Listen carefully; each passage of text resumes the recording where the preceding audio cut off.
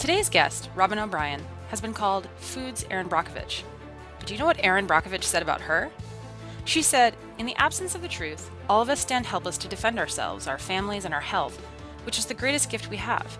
Robyn O'Brien's courageous pursuit is an example of how we can all do our parts to protect the health of our families." That's what it really comes down to. Your personal health and that of your family is the most precious thing on earth. And it's your job, it's your privilege to do everything you can to protect your health. But it can be really hard to go it alone when it comes to health. There's so much conflicting advice about what you should eat or not eat, how you should work out and stay active. There's even different opinions on psychology, like how tough you should be on yourself about sticking to a diet versus simply practicing moderation.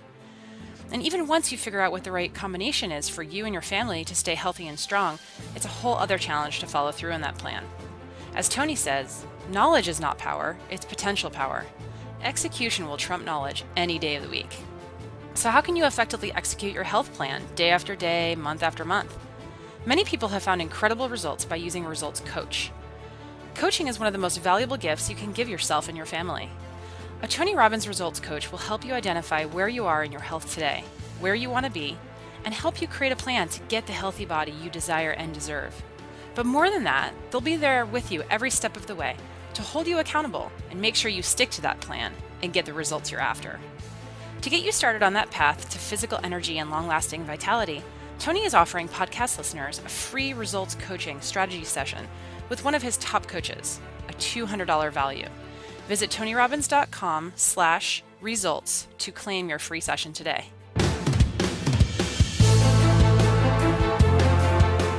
Hi, it's Tony Robbins. Welcome to the Tony Robbins Podcast. I'm here with Mary B., Miss Buckite. Tone, this podcast shouldn't be making me hungry, but it is. It might make you hungry, but I'll tell you, I promise right now, that probably sounds like an exaggeration. This podcast, without exaggeration, without hyperbole, truly could save your life or a member of your family. And I really want you to listen because, we all know how important health is, and we know how important fitness is. And most people in our society are, peak performers. We're out there to be as fit as humanly possible, so we're strong, so we perform at the highest level. And Robyn O'Brien, the one we introduced you to, was one of those people, a financial analyst, a genius in the financial business, and she got assigned to the food industry. And I'm telling you, the things that you're about to learn really, truly will answer questions for you that you may not have been able to answer before. Like, why has there been this massive, dramatic increase in the allergic response to foods that we're seeing here for asthma for our children? And those answers are about to be. I can't. This woman is so smart. Tony and I first met her when Tony brought her to our Platinum Partners event in Sun Valley, Idaho, a financial wealth event. Yes. Remind you. And I was like, what is, Annie's macaroni and cheese lady doing here? Turns out, not only did she teach us a fact that we're not the only family in America that likes Annie's macaroni and cheese bunnies, because General Mills bought Annie's macaroni and cheese for how much? Guess. I don't know. You got a fact on me. I do have a fact. $820 million for those little gluten-free bunnies. Well, they also made that little, what's that white popcorn that's so good? What's it called? Smart food. Yeah, they made smart food as well. I can't believe that. Yeah. The reason I'm telling you this, we're sharing this, is because health is the ultimate wealth. And I have my platinum partners, some of you know, who are the highest donors to my foundation, and we travel the world and do these incredible trips. And one of those trips last year, we brought in Robyn, and if you can imagine, every day we had a different billionaire, somebody who started from nothing and became a billionaire, and they shared their principles, their tools, how to invest, how to protect yourself. It's one of the best programs we do every year for the Plats, because it's new every year. There's new challenges to face. And so when I introduced Robyn O'Brien, I had to first kind of give people that she was an analyst, knows the food industry, like there was opportunity, but then I said, here's the truth. The ultimate health is, I should say, the ultimate wealth is health. And this is a woman who's going to show you how to save your life or somebody. I give the same promise I did to you, someone in your family. And I got these smirks from people who normally like me and respect me. They're like, yeah, what do you mean? But when they were done, people came up to me and I was getting high fives and hugs and people saying, oh my God, thank God you brought this woman in. Because here's Robyn's background. She was not the kind of person, she was the kind of person that would roll her eyes if, she had a party for her children. She has 4 kids, mother of 4, total professional. And somebody comes over and said they had a peanut, butter allergy or something. She just rolled her eyes and think, what does the world come to? This is so absurd. She had no interest. Till one day, 2 things happened. One, she got assigned to studying the financial aspects of the food industry. And secondly, her daughter got deathly ill from eating some eggs, if I remember correctly. And it put her on course to find the connection that she now has found that's made her known as the Erin Brockovich of food, because she found the connection between big food and big money. And she created an allergic reaction in the food industry because she's not some just emotional person going out there making emotional comments. She studied the data. She's a scientist in her core. And what she began to say is, are we suddenly so much more allergic to food? Or is what we've been doing to our food the thing that we have an allergy to? And she found it's the latter, not the former. So she ended up not only doing this industry, she turned it upside down, and she's begun to create a new awareness all over the world. She wrote a great book that I highly recommend you pick up after the podcast. It's called The Unhealthy Truth, One Mother's Shocking Investigation into the Dangers of America's Food Supply and what every family can do to protect itself. We joke around here in this house. Every once in a while, Bonnie Pearl and I have to send Big Tony over here to the grocery store. Every once in a while, like once a year in a snowstorm, the big guy has to be the one to go out. And we give you, who in your defense tone, who can keep it straight between, is it gluten-free? Is it organic? Is it kosher? Is it local? Is it pasture-raised? Is it... you name it. Is the label cute? We give him, and he does all right out there. But how can any of us stack up to this? And I think what's great about this podcast is you're going to get the answer to that question. There are just a few things you have to know. If you don't, it's like, I always tell people, ignorance is not bliss. Ignorance is poverty in the financial world, and ignorance is disease and pain, in some cases, literally death in the food world. It's crazy to even think, and it sounds reactionary, but when you listen to this podcast and you do the research, you're going to find out that the things that are on your dinner table, some of them are truly toxic. And some of the things you think are happening to yourself or your family or your children that are making them sick, you think it's something they're catching at school, and it's something that's being put in their mouths. This will horrify you, it'll shock you, but in the end, I think it'll excite you because it'll give you answers that can give you a much healthier and more fit life. Look, we live in a society where 75% of our society is overweight, and it isn't all because of a bunch of lazy people. We are poisoning ourselves, and when you're poisoning yourself, you can try the latest fitness, you can try the latest dietary approach. It's not going to solve what our body has to do to deal with these toxins. Our body has to keep water weight. It has to keep fat to protect us from various toxicities. So if you want to be healthy, fit and healthy, this is the podcast for you. If you want to protect yourself and your family, this is the podcast for you. And the person you're now going to meet is somebody who I think is a hero to all of us, Robyn O'Brien. So we have our very own Anna Jorg interviewing Robyn. And follow Robyn on Twitter at Food Awakenings. And another public service announcement in this one, go get your metals toxicity test. Oh, I'm so glad you brought that up.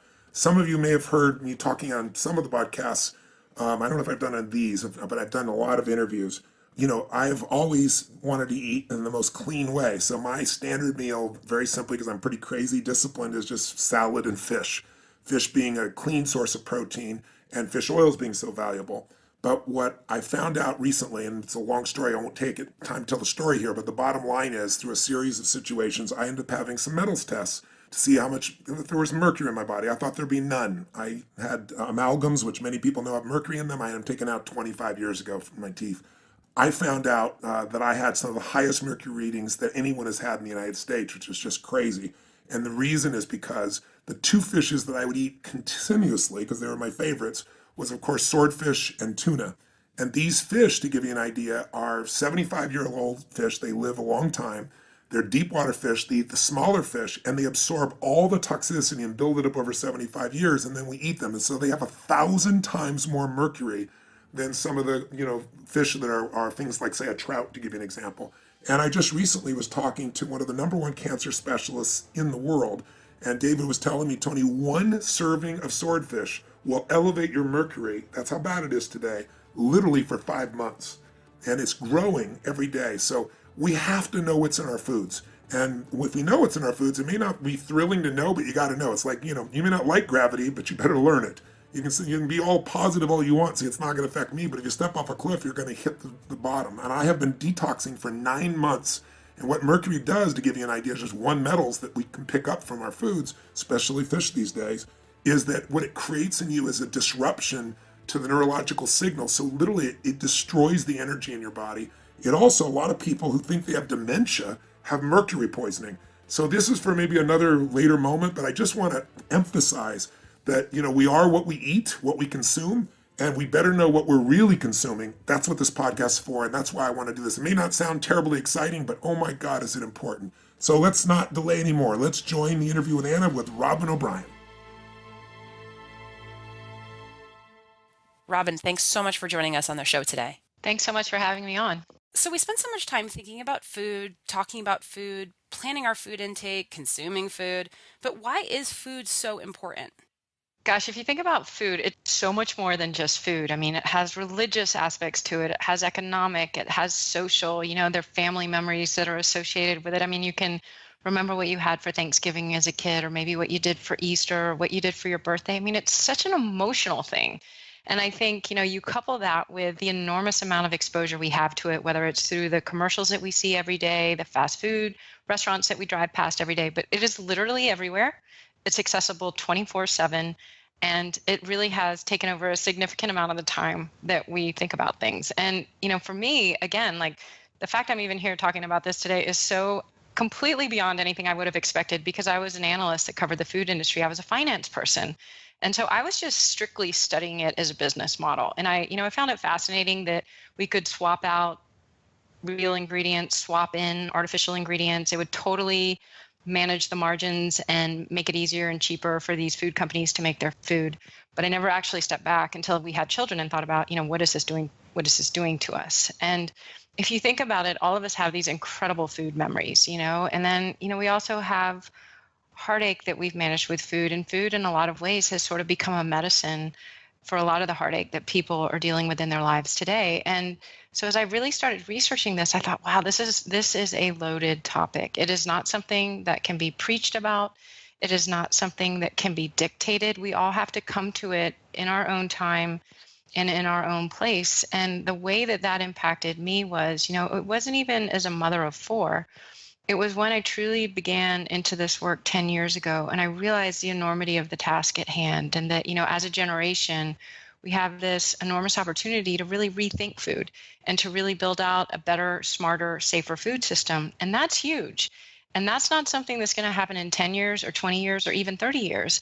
And I realized if I was really going to be on the front line for this over the next 30, 40 years, I had to take care of myself. And I realized that for anyone who really is committing to making smarter food choices and different food decisions, the very first decision they have to make is that they matter.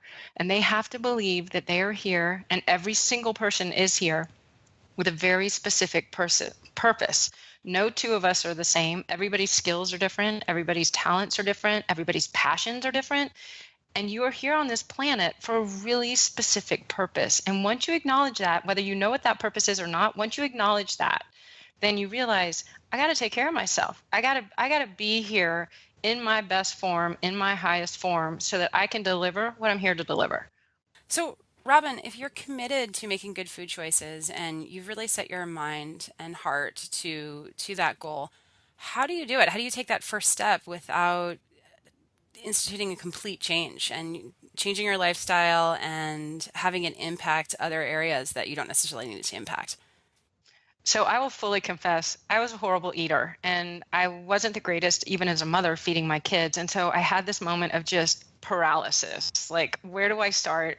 What do I do? I threw open the kitchen cupboards. I was looking at this stuff thinking, I don't even know where to start.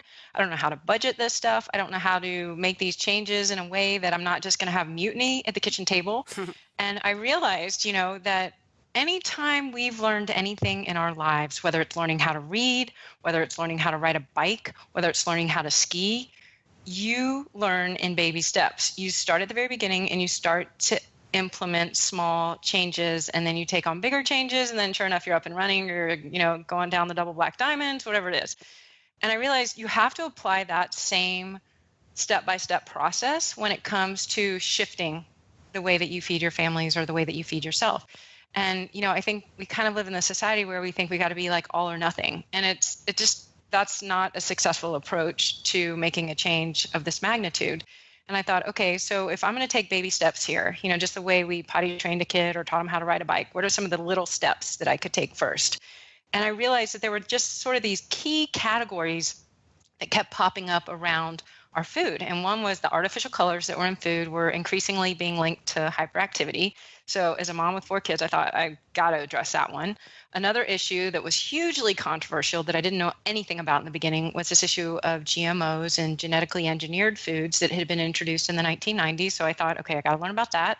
And then the other was, things that were getting pumped into the animals we eat and the milk that comes from them, whether we were talking about antibiotics or drugs that are pumped into them. So I thought, okay, I got to learn about that.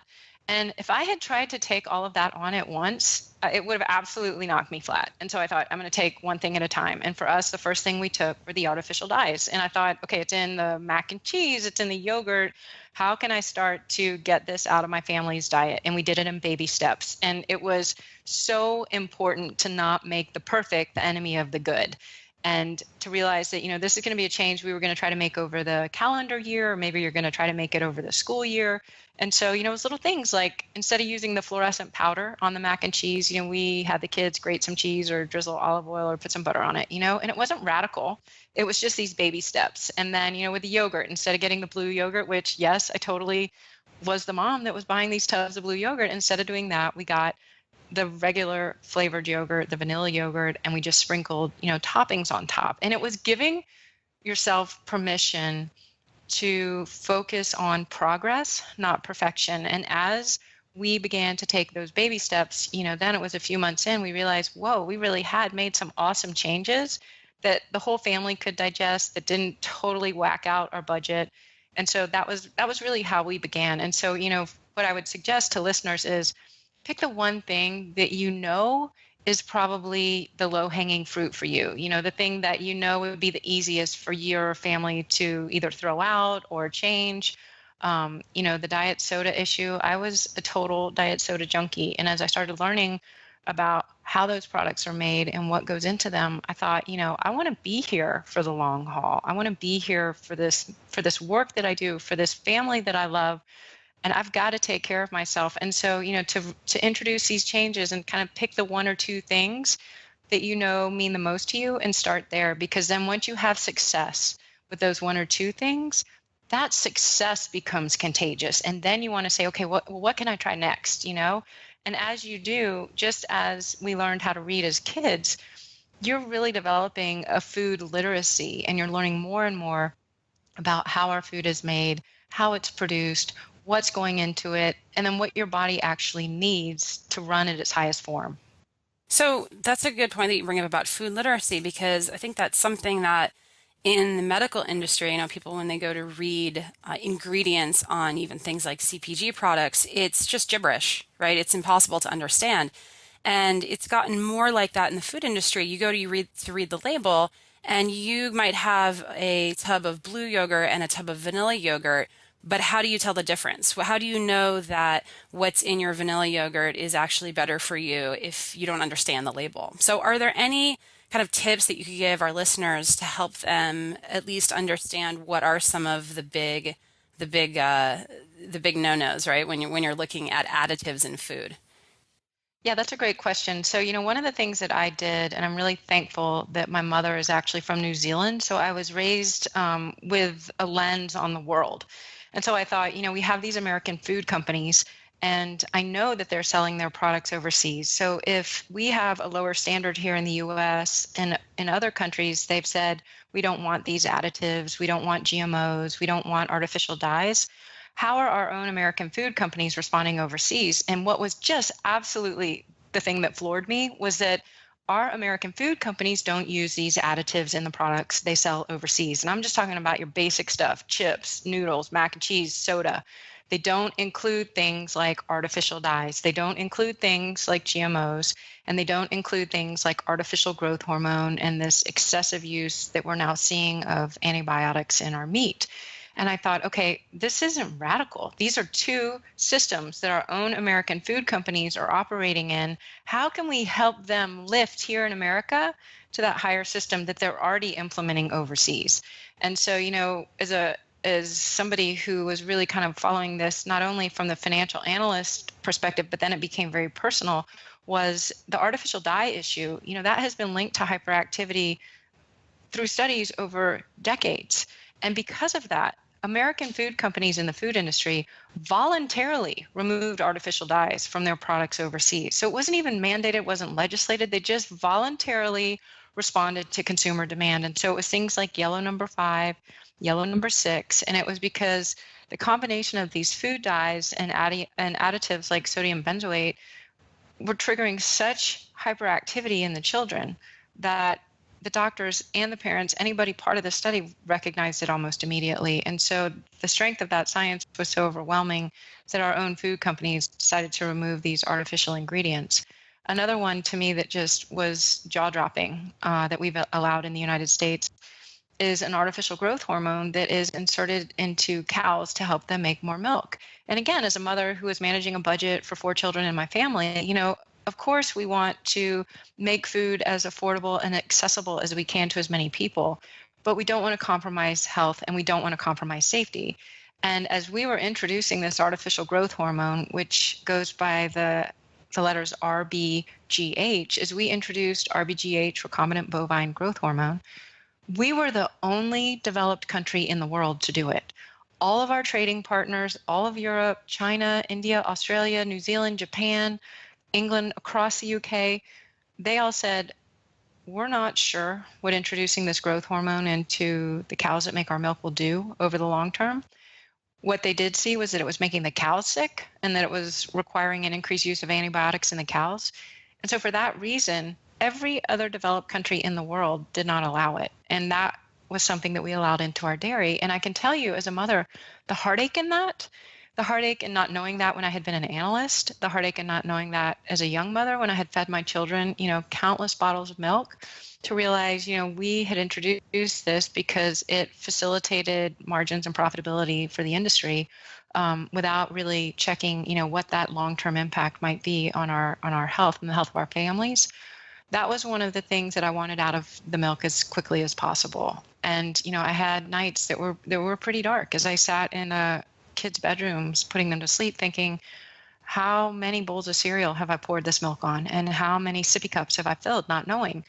And that's when I realized, all of these developed countries, all of our key trading partners, they're moving on science. And they've said, we don't want this in our food. We don't want this in our dairy. And so thankfully today, in any grocery store, anywhere, I'm talking Publix, I'm talking H-E-B, I'm talking Piggly Wiggly in the South, Kroger, Safeway, Costco, Sam's, Walmart, you can go into those grocery stores and you can find milk that's labeled RBGH free.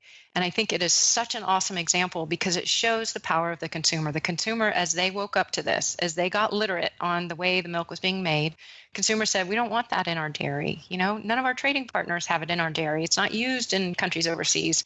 Get it out of our milk. And the industry responded. And I think it's such a great example of the kind of push-pull that we can have with these retailers. And something that I've seen, especially in the last 5 years of my work, is that inside all of these big companies, it doesn't matter who they are, it doesn't matter how big of a multinational company it is, the thing about what's happening to the health of our families, whether we're talking about the 1 in 13 kids that now has food allergies, or the 1 in 10 that has asthma, the escalating number of kids with autism, the number of kids with ADHD, the escalating rates of pediatric cancer, these numbers, that can be paralyzing, that can be totally overwhelming.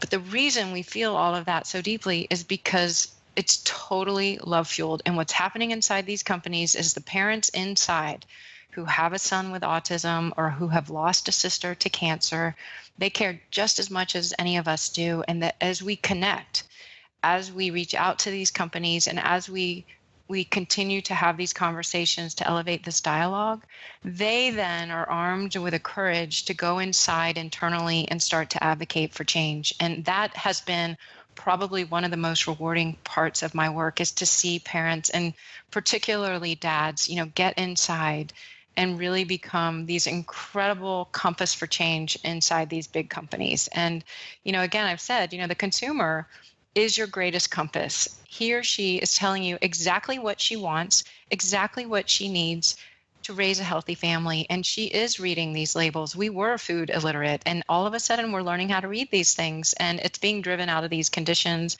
out of the concerns over cancer or allergies or autism or ADHD or diabetes, we all are suddenly reading labels. And as we read these labels, like you said, you're reading the side of the yogurt jar, you're reading the side of a box of cookies, and you're like, what is this stuff?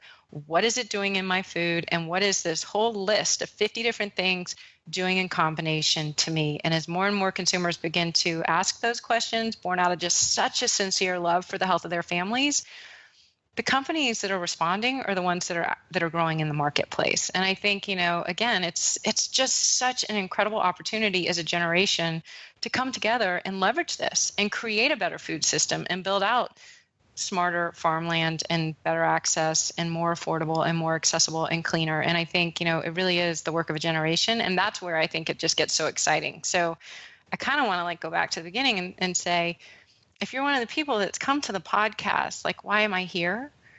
Think about the things that you love the most. Think about the things that always fired you up.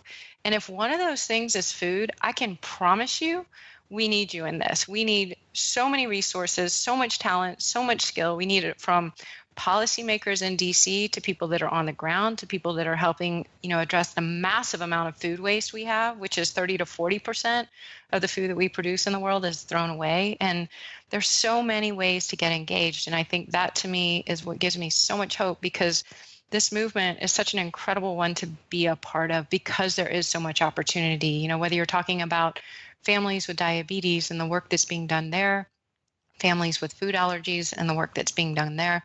There's just so many ways to engage and be part of something that is so significant.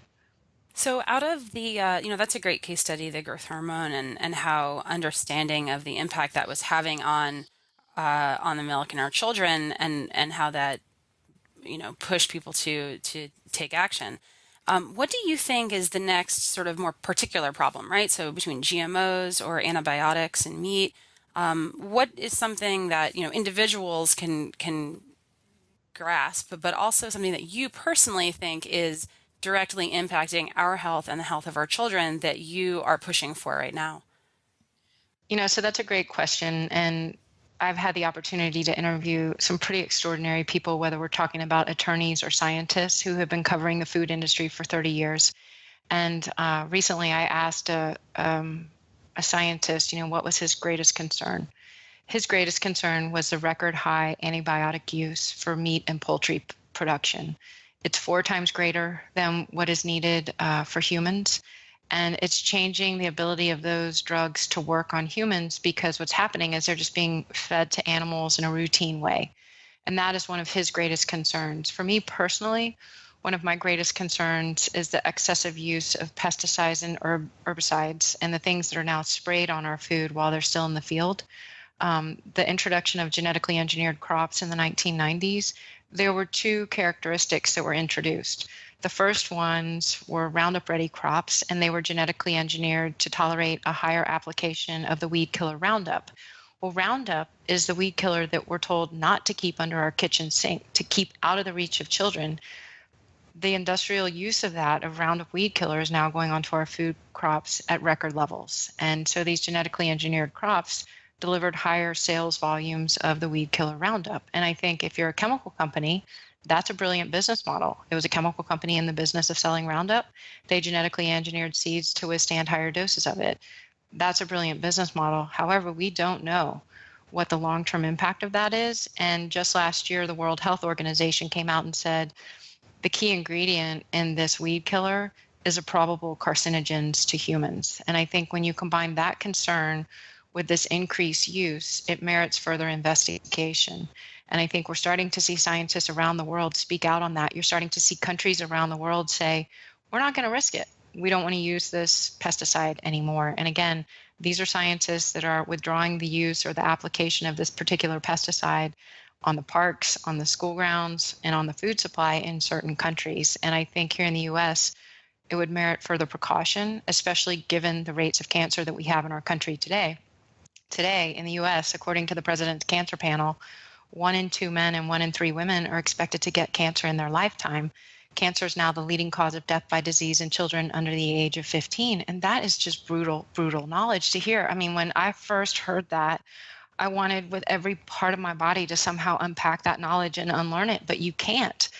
And to realize that, we now have scientists around the world who are saying, how can we exercise precaution given the burden that cancer is placing not only on our families, but also on our economy and on our healthcare system?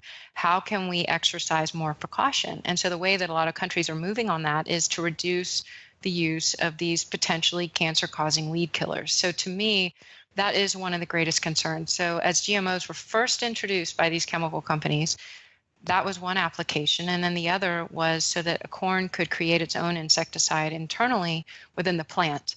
And rather than wash off that insecticide, it literally is engineered into the DNA of the corn so that as the corn plant grows, it can release its own insecticide. And again, the argument there is, well, then we're not applying this insecticide. It's not in the environment. It's not on the soil. It's not on the crop because it's been genetically engineered into the DNA. And that difference is so fundamental to anything that's ever existed before in history. And, the industry will love to say, oh, this has been around for thousands of years. It hasn't. The U.S. Patent and Trademark Office identifies the first patent filings in 1984. And so when you suddenly have a corn that has been genetically engineered using this new technology to produce its own insecticide, that corn can no longer be regulated and governed by the USDA. That corn is now regulated and governed by the EPA, the Environmental Protection Agency, as an insecticide. And to me, those are fundamental differences that were introduced into our food system that were not identified on label for consumers. And, in the last several years, there's been an enormous amount of work to bring labeling and transparency to our food supply, whether we're talking about allergens or we're talking about the amount of sugars or whether we're talking about the labeling of genetically engineered ingredients. And I think, right now it kind of got muddied up in Congress and a piece of legislation was passed that wasn't fully transparent. And my advice back out to these food companies that have asked, what do you think, is keep it on pack. The consumer wants to know. And if you tell her how you're making the food, what's in it, and how it's made, that transparency is going to serve you well to drive revenue. And the consumer is your greatest compass. And so, it's a really interesting time right now. And I think what we're starting to see is that the consumer holds enormous purchasing power. Together, we are so powerful. And these companies respond to exactly what we slide across that cash register at the checkout. And so what's starting to happen is these companies are saying, we get it. She doesn't want this stuff. He doesn't want this stuff. He's seen his best friend die of cancer. She's watched, her child suffer from autism or allergies or asthma. They're trying to feed their families better, cleaner food. And the biggest constraint we have in the US is that we don't have enough farmland that's organic so that this is affordable to everybody. And that was when I realized I'm going to be doing this my whole life, because I think the affordability and the accessibility issue for clean and safe food should not be a function of zip code. Anybody who wants it should have access to it. So thankfully, we do have companies like Costco that are out there converting their farmland because they're like, we don't have enough supply. And we see these companies sort of taking it on themselves and saying, we're going to help convert the farmland so that we can give the consumer what they want and we can feed more families food that's free from pesticides and GMOs and artificial dyes and artificial growth hormones. And so, the intent initially was like, let's pump the food full of all this stuff. It's going to help us get more on the market. It's going to help lower the cost of production. But it sort of has had this boomerang effect on our health. And the consumer's waking up and saying, can you please get it back out? And so, it presents this enormous opportunity, and the companies that are really jumping on that are the ones that are winning in the marketplace. Are these the ones like Kroger and GM? What are some of the companies that are helping to convert that farmland and source and provide? It's an interesting time right now because it's like, the food system of the 20th century is not working for 21st century families. Mm-hmm. So everybody's sort of standing there going, what do we do? What do we do? Mm-hmm. And I think at the beginning it was like, is this a fad? Is this a trend? And, early on in my work, there were plenty of people that tried to say, oh, this is just a fad. This is just a trend. And I'm like, cancer is not a fad. Food allergies and autism are not trends. And until that stops, this food awakening is not going to stop. And this need for transparency is not going to stop. And I think the retailers are the ones that see it first. They don't have any skin in the game one way or the other. They just want to put stuff on the shelf that the consumer wants. Sure. That's going to sell. And so I think the company that just has the greatest success story of that is Kroger, Mm-hmm. because back in 2012, they had a team inside that introduced this concept of the Simply Truth, and just kind of an organic line that was free from hundreds of additives, lots of preservatives, artificial colors, artificial dyes, things like high fructose corn syrup. They said, we're going to do this private label in store, the Simple Truth. And in 2012, they started at ground zero in revenue. And that now is a $1.5 billion revenue stream for the company. They see that that's what the consumer wants, and she wants it at a price point that she can afford. She wants it in her local grocery store. She doesn't want to have to take extra trips for it. And so I think, that's what we're starting to see, is these retailers are saying, this is what she wants. And so a lot of these retailers, whether it's Ahold up in the East Coast, they're all developing these private label brands so that they can bring these products that are free from all this artificial stuff to their consumers at a price point that she can afford. So if I am walking down the aisle in my local Safeway, 'cause I think Safeway, like Kroger, has also done a pretty good job of an organic line. What are some of the things that I should be looking out for? Because it's a little bit overwhelming, right? There's so many. There's the traditional, Kroger line, then there's the organic, and then there's all these other brands. So what are some of the food items that you think are very important to buy organic, and what are some that might be less? Because for a lot of people, buying organic for everything isn't necessarily that feasible. Oh, that's such a great question, and that was something early on in my work as a mother, where I thought, how do I finance this transition? And I kind of, where I started was, what do we eat the most, or what do we drink the most? And for us, it was milk. And so, with 4 kids that had guzzled all this milk that was full of all this stuff I hadn't realized, I wanted to back out of that as quickly as I can. And you can look for either USDA organic certified milk, and that's that little USDA organic symbol. And to be totally honest, when I first started into this, I thought that was sort of a marketing seal. And what I realized is actually represents a legal standard, which means by law, that food has been produced without the use of Roundup weed killer, without artificial dyes, without that artificial growth hormone, RBGH, and that those cows have not been fed genetically engineered ingredients treated with all those pesticides before they're milked. And so, all of a sudden I'm looking at that symbol and I'm thinking, whoa, this represents a legal standard, and this represents a very strong claim as to how this food was produced versus the others over here, which is really vague. And I thought, if I'm trying to protect the health of my family, vague doesn't really get me anywhere. And so what's been great to see is that as the consumer demand has increased, the prices are beginning to drop. And you see a company like General Mills partnering with an organic dairy producer like Organic Valley to help convert farmland. You never would have seen a partnership like that 5 years ago. It is such a testament to the strength of the consumer and her communicating exactly what she needs. And so you see that USDA organic seal, it means there's no high fructose corn syrup. And again, that's another ingredient that was introduced in the 1970s. And the reason was that on the same day in the 1980s, both Coke and Pepsi together announced that they were dropping the real ingredient sugar, replacing it with the sweet ingredient of high fructose corn syrup, which totally helped their profitability and drive margins.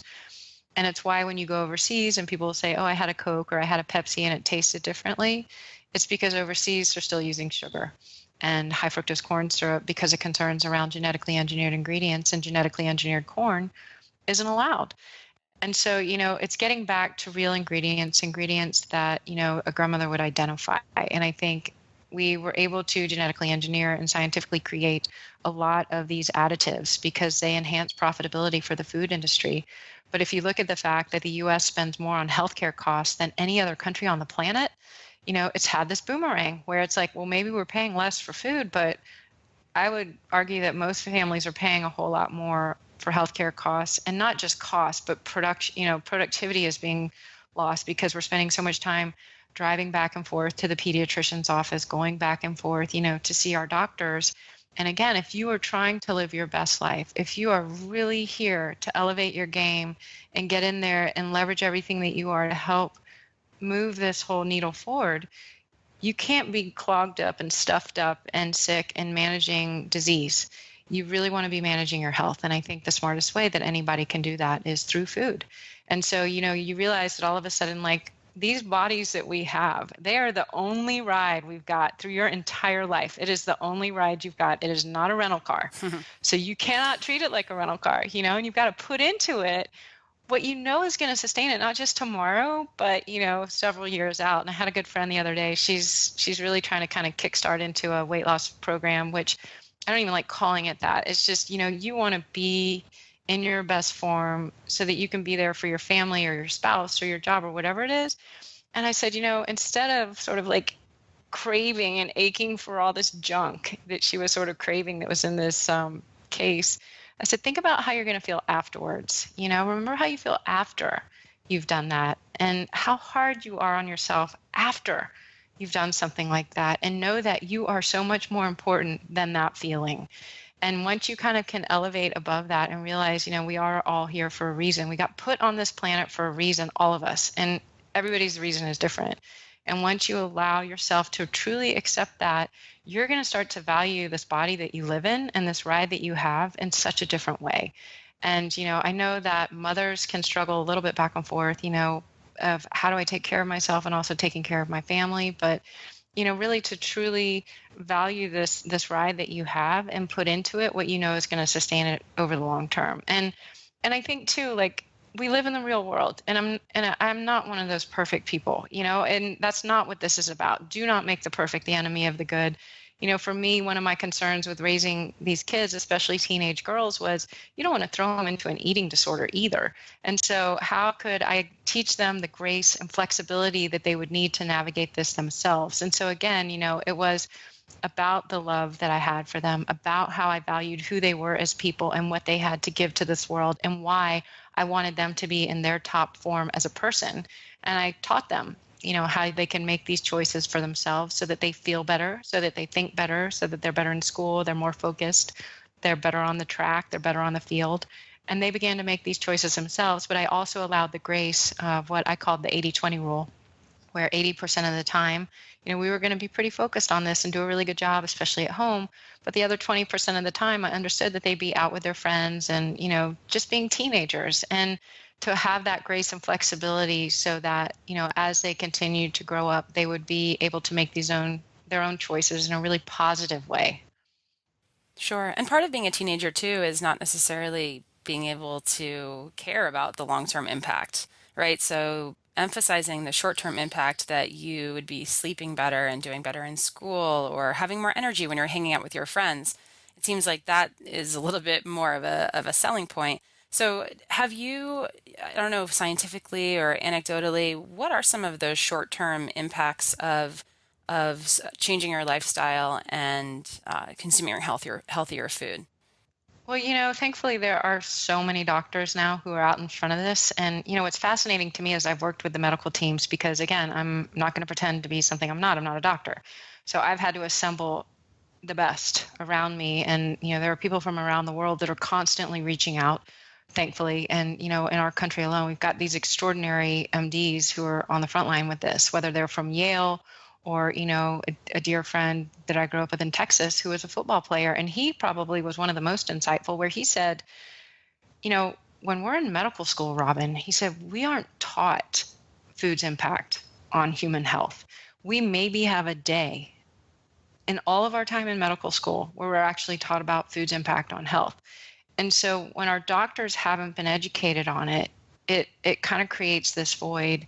And I think that makes some people really nervous. But I think once we just own it, once we just say, wow, the doctors didn't get educated on this, so how can we learn it? And my advice is find a doctor that's right there with you, that wants to learn it with you so that you can do it together. And those are the best partnerships, the doctors that come in and say, hey, yeah, we're learning this too for my kids.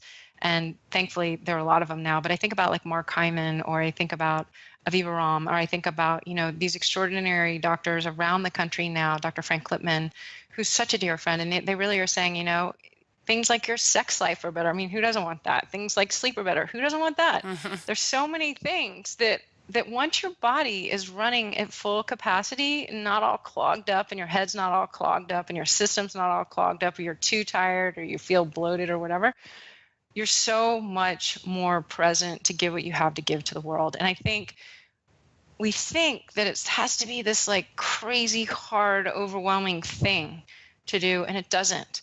That you can start with these baby steps, and as you start to make these changes, it's so rewarding. Those little changes are so rewarding that those little changes then eventually add up to become big changes. And the thing that I've seen over and over again, which is really cool, and I know these MDs will talk to it, is that once somebody does it, and then their whole friend circle and their community and their families are like, holy cow, what'd you do? I want to look like that, or I want to have energy like that. How do I get like that?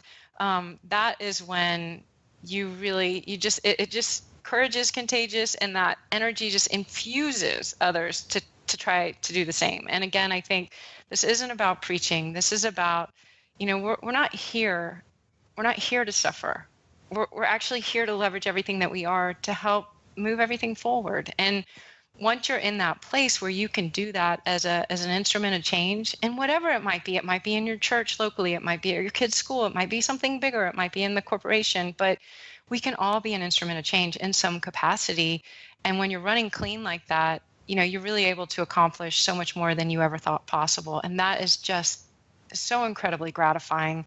And it also really is so contagious. And there may be people, and this is probably something we should touch on, there may be people who will be a little bit jealous, who will be like, well, you changed. And you're like, but that's kind of the whole point of being here, is to evolve and elevate and become the best version of ourselves that we can be. And I think food just plays such an awesome role in that. Yeah, absolutely. Well, thanks, Robyn. This has been absolutely enlightening, and I'm sure our listeners really appreciate all of the great information. If they would like any more from you, what is a good place for them to go? So I would love to hear from the listeners, and please share your stories. I find so much inspiration in your stories. There's also so much insight in your stories. So please reach out at robynobrien.com, ROBYN, O'Brien.com. And then we have a podcast, Take Out with Ashley and Robyn, where we're constantly interviewing cutting edge researchers, thought leaders, NFL players, same thing. And these conversations are so important. And so don't be afraid to have them. Don't be afraid to start small. I often tell people the first time I ever gave a talk, 6 people came. One was a pediatrician. The other was a nutritionist friend. They ended up getting married, which was so awesome and cool. But I started really small, and don't be afraid to start small, because big changes can come out of those baby steps. And so as you begin to create these changes, it is so contagious. So share that with me. Make sure to share it with the people that you love, and just continue working to be the best version of yourself that you can be, because it really is why we're here. And feel free to share those stories with me, because I absolutely love them. They just feed me. So thank you.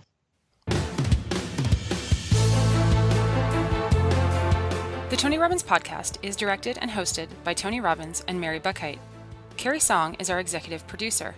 Strategy and distribution by Anna Jorg and Tyler Culbertson. Jamie Carvajal and Adriel De La Torre are our digital editors. Copyright Robbins Research International.